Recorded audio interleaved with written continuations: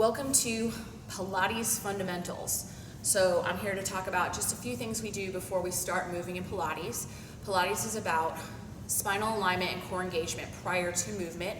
So where your body is in space is just as important as moving your body in space. So let's just go over the fundamentals. Number one is neck lengthening. So I'm going to turn sideways. So we have 4 natural curves in our spine that are supposed to be there, but most of us, our curves get exaggerated and we tend to walk with a little more kyphosis than we should. So when we do Pilates, you want to make sure that you bring your ears over your shoulders or bring your chin slightly towards your chest. So we apply this principle whether we're sitting, standing, lying down, and when we move, we want to make sure that the ears move with the shoulders instead of throwing the neck forward or back. The second fundamental is depression of the scapula.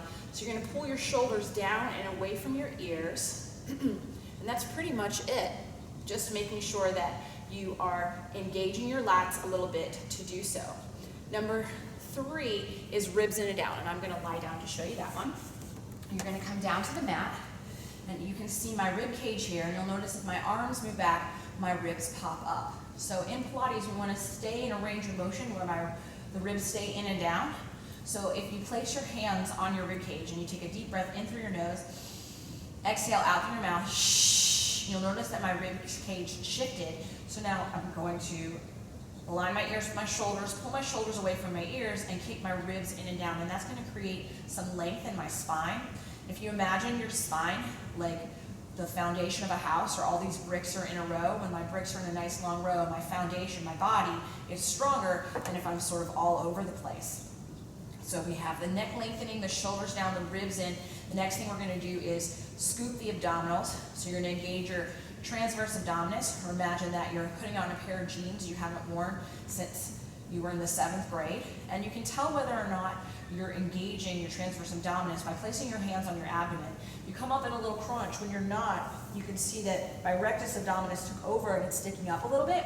And when I do engage, my transverse abdominis in my stomach is a lot flatter when I come up. So I'm trying to get more of my transverse. So we have our chin tucked, our shoulders down, our ribs in, our abs scooped. And the last thing we're going to do here for our purposes is imprint the spine. So you're just going to give a little posterior pelvic tilt, eliminating any space between your lower back and the mat. And you're creating a nice long line from head to tail. And if the only place it's not going to touch is the back of your neck. And depending on people's postural deviations, whether they have kyphotic or lordotic or have scoliosis, you may need to use a pillow or some little props to help them find this alignment.